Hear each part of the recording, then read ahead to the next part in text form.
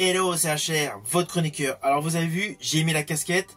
Cette couleur-là est destinée à de la science-fiction. Donc forcément, aujourd'hui, je vais vous parler d'un film SF.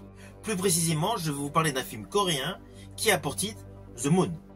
Avant d'aller plus loin dans les explications, n'oubliez pas, si vous n'êtes pas abonné, pensez à le faire. Pensez à la petite cloche pour les notifs.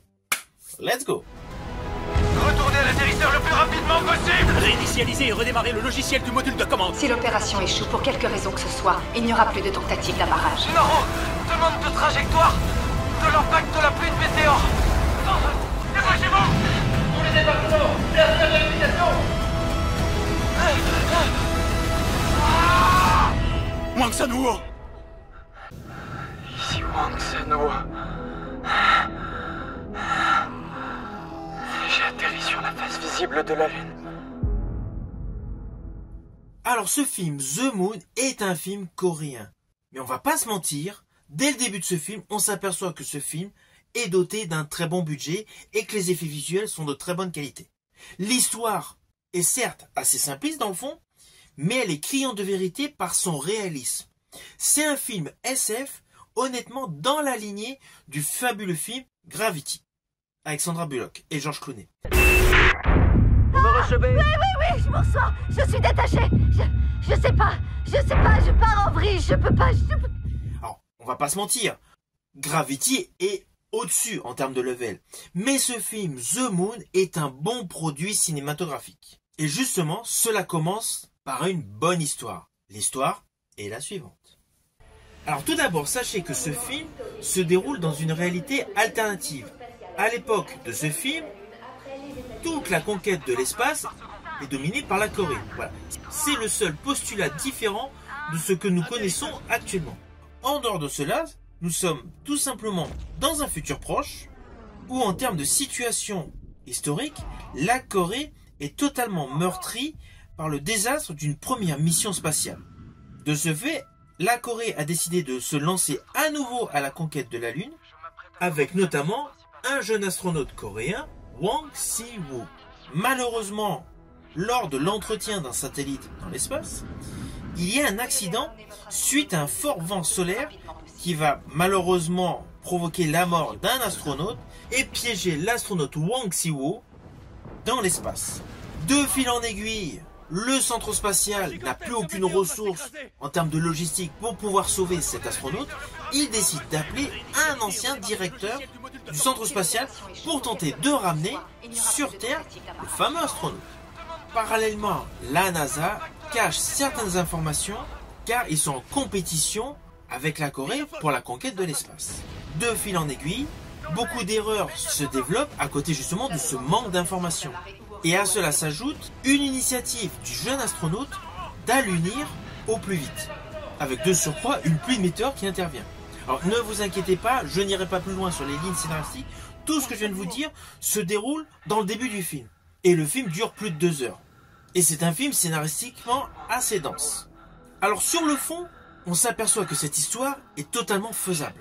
À cela s'ajoutent des effets visuels honnêtement de très bonne qualité, tout ce qui est CGI, VFX est parfaitement effectué, tout comme tout ce qui est make-up, car bien évidemment l'astronaute est blessé, le maquillage est parfaitement réalisé, et les effets numériques sont bons.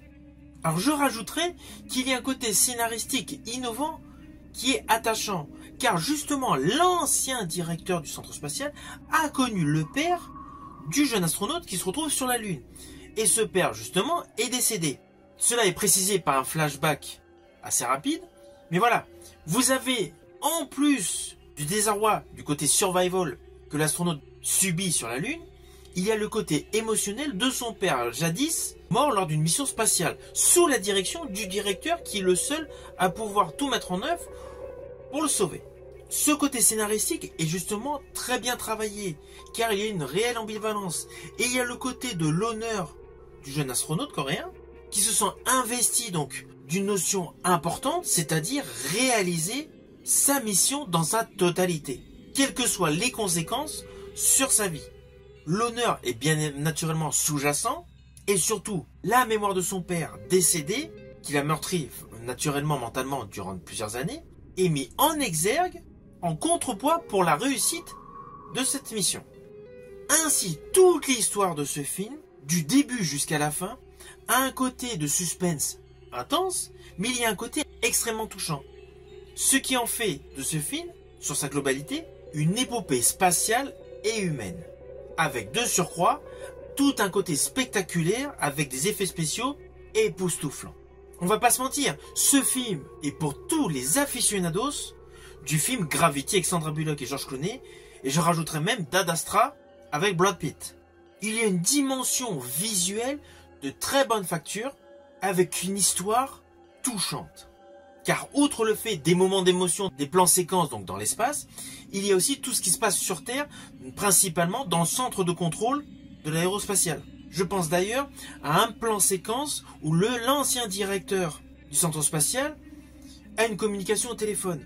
C'est un moment bouleversant. Tout comme, c'est vrai, dans le fond, le flashback nous présentant donc les obsèques du père du jeune astronaute coréen qui se retrouve sur la Lune. Ainsi, ce film a une histoire de très bonne qualité, avec un bon jeu d'acteur et une réalisation de Kim Yong-hwa de très bonne qualité. Mise à feu. Danger. Déviation d'orbite. La demande d'autorisation d'Amare Uorio a été rejetée. Sanwo, dépêchez-vous. Tous les débarquements, dernière vérification. Wang Sanwoo! Ici Wang Sanwoo. J'ai atterri sur la face visible de la Lune. Alors au final, naturellement, je vous invite à découvrir ce film.